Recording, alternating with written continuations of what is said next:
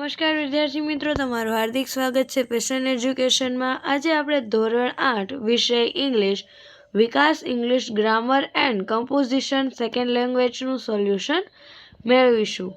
એ પહેલાં જો તમે મારી ચેનલમાં નવા હોય તો મારી ચેનલને જરૂરથી લાઇક, સબસ્ક્રાઈબ અને કોમેન્ટ કરી આપજો, જેથી આગળના વિડીયો સરળતાથી તમને મળતા રહે। અહીંયા તમે જોઈ શકો છો મોડેલ વર્બ। મોડેલ વર્બ એટલે સહાયકારક ક્રિયાપદ। કેન, શુડ, મે, માઇટ અને મસ્ટ એ મોડેલ વર્બ એટલે કે સહાયકારક ક્રિયાપદ કહેવાય છે। એ ક્રિયાપદો વાક્યમાં મુખ્ય ક્રિયાપદ તરીકે ઉપયોગમાં લેવાતા નથી। જેમ કે કેન એ આપણી એબિલિટી દર્શાવે છે, ક્ષમતા દર્શાવે છે।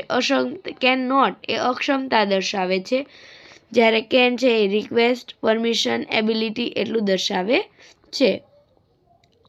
અહીંયા તમને એક્ઝામ્પલ આપેલા છે। આઈ કેન સ્પીક ઇંગ્લિશ, હું ઇંગ્લિશ બોલી શકું છું। આ તમારી ક્ષમતા છે કે તમે એટલું કામ કરી શકો છો। આઈ કાન ડ્રાઈવ કાર, આ તમારી ક્ષમતા છે કે તમે કાર ડ્રાઈવ કરી શકતા નથી। એ જ રીતે છે શુડ। શુડ છે એ તમારી જે કોઈ સૂચના છે, એ સજેશન સૂચવે છે કે શું કરવું જોઈએ અને શું ન કરવું જોઈએ, અથવા તો જે વાક્ય યોગ્ય હોય તે બોલવું, એટલે કઈ રીતે યોગ્યતા દર્શાવવી। ત્યાર પછી છે મે।